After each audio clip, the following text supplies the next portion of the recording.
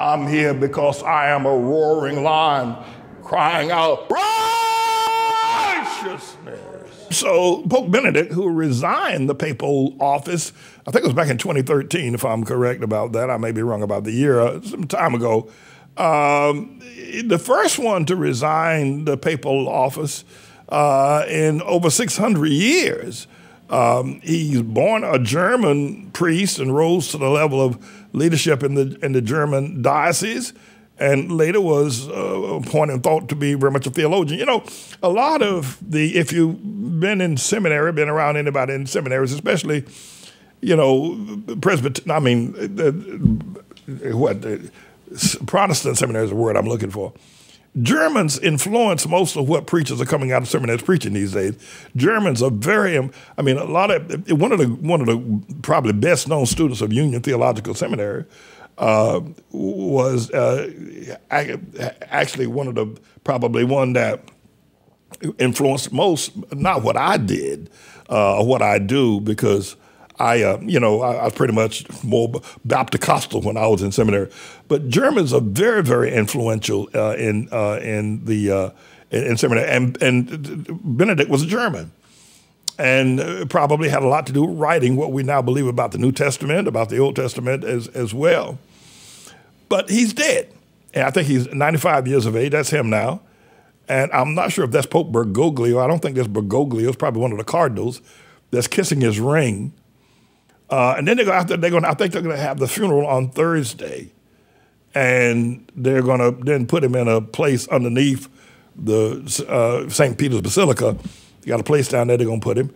But I was concerned. Leave that there. I was concerned when he resigned years ago, and then this fellow Bergoglio, who has loosened the morals of the church, and I suspected one of the reasons why Benedict resigned was because he did not want the church to embrace homosexuality, while at the same time the church was the biggest hypocrite, because most of the priests, well, I don't know most of the priests, but a lot of priests are homosexuals. And some have even said a lot of Catholic men join the priesthood so they can have access and protection, access to young boys and protection of the church. And I think that Pope Benedict, may have been, in many ways, protecting her. And one of the things, he wrote a final letter before he died last week, or yesterday, whenever it was he died. Forgive me for not having all these dates straight.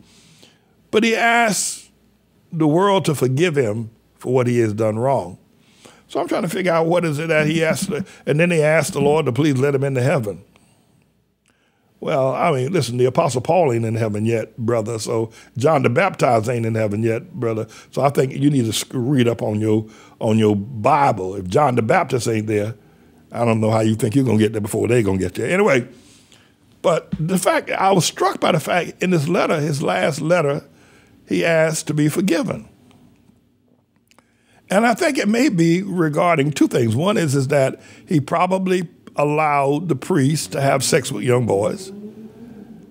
And I think the reason, and probably the larger reason, however, that he may have asked for forgiveness, I don't know this to be fact. You're listening, I'm talking.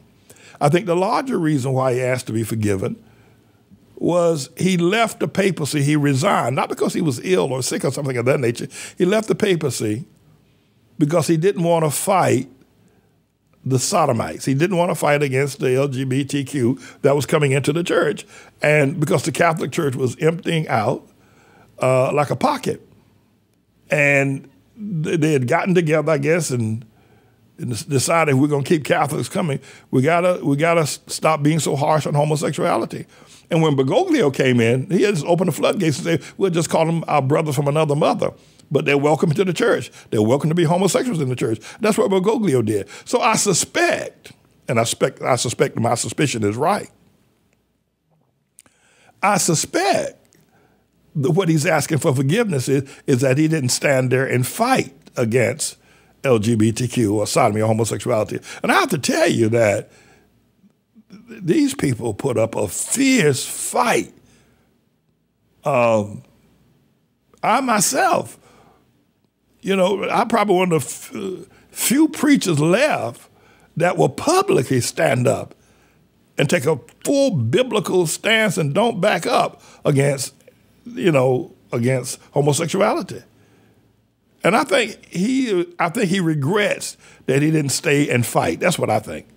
He replaced John Paul II, which I think was the real last pope of the church, was John Paul II. I'm not going to go down the road about what happened to me at San Pietro Vincoli. I was in Italy. I was in Rome, rather. And I went to St. Peter's. I went to St. Peter's Basilica, but also went to the church that held the chains that Peter was brought to Rome in. They call it San Pietro, or San means St. Pietro being Peter, Vien and chains, Vincoli. I'm not going to go over that again with you. Many of you know that, so I'm not. But I do. I don't think Bergoglio is certainly not the Pope, and I think that that Benedict resigned because he didn't want to fight the homosexuals, and so that's what happened. At any rate, they're going to have a funeral on Saturday, or Thursday rather, and we'll see what happens.